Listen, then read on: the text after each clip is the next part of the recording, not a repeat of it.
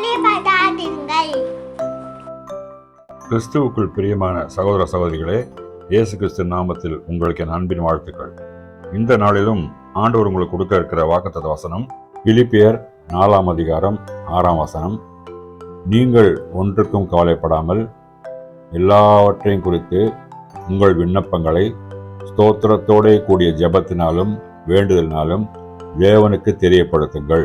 முதல்ல ஆண்டவர் சொல்றாரு, நீங்கள் ஒன்றுக்கும் கவலைப்படாமல், எதை பற்றியும் கவலைப்படாதீங்க அப்படின்னு சொல்றாரு. முதல்ல கவலை விட்டுருங்க. எல்லாவற்றையும் குறித்தும் சொல்லும்போது இது சின்னது, இது பெருசு, இது முடியும், இது முடியாது, இயேசுவால கூடாத காரியம் ஒன்றுமில்லைன்னு வாசிக்கிறோம்.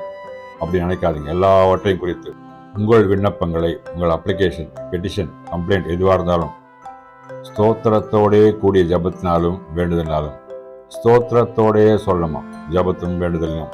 ஸ்தோத்திரம்னா நீங்கள் இது ஒரு எதிர்பார்க்குறீங்க, ஏதோ ஒரு காரியம், எது பிரச்சனை நடக்கணும், அதுக்காக நீங்கள் ஆண்டவர்கிட்ட வேண்டுறீங்க.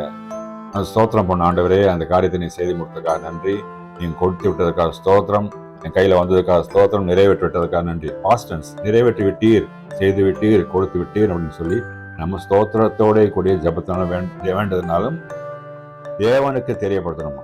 நம்ம நினைக்கிறோம் ஆண்டவருக்கு தான் நம்ம பிரச்சனை தெரியுமே, கஷ்டம் தெரியுமே, தேவை தெரியுமே சொல்லிட்டு. அப்படி இல்லை. அவர் நினைக்கிறாரு, ஆண்டவர் நம்ம பிள்ளைகள், ஆண்டவர் பிள்ளைகள் என்ன எதிர்பார்க்குறாரு, வாயால் சொல்லணும்னு எதிர்பார்க்குறாரு. வாய் வழியாக நீங்கள் அறிக்கையிடும் போது, நீ சொல்லும் போது தான் அது காது கொடுத்து கேட்குறாரு, சந்தோஷத்தோடய அதை தீர்த்து வைக்கிறார். ஒரு சிறு பிள்ளை ஒரு தகப்பன்கிட்ட எப்படி தேவைகளை சொல்லுதோ அதே மாதிரி நம்மளும் சிறு பிள்ளையாக தகப்பன்கிட்ட அந்த பிரச்சனையை சொல்லணும்.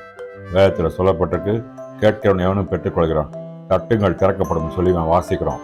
அதனால நீங்கள் ஒன்றுக்கும் கவலைப்படாமல் எல்லாவற்றையும் கொடுத்து உங்கள் விண்ணப்பங்களை ஸ்தோத்திரத்தோடே கூடிய ஜபத்தினாலும் வேண்டுதலாலும் தேவனுக்கு தெரியப்படுத்துங்கள். நம்ம தெரியப்படுத்திட்டாக்க ஆண்டவர் அந்த பிரச்சனை அவர் பொறுப்பெடுத்துக்கிறார். நம்ம அதை தாங்கி கொண்டு இருக்க அவசியம் இல்லை. இந்த நாளுக்காக நன்றி ஆண்டவரே, நீ கொடுத்த வாக்குத்தத்தங்கள் வசங்களை பற்றி கொண்டு ஜெபிக்க நீ கொடுத்த கிருபைக்காக ஸ்தோத்திரம்.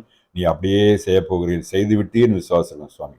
இயேசு கிறிஸ்து நாமத்தை ஜெபிக்கிறோம், ஜீவனுள்ள நல்ல பிதாவே, ஆமேன்.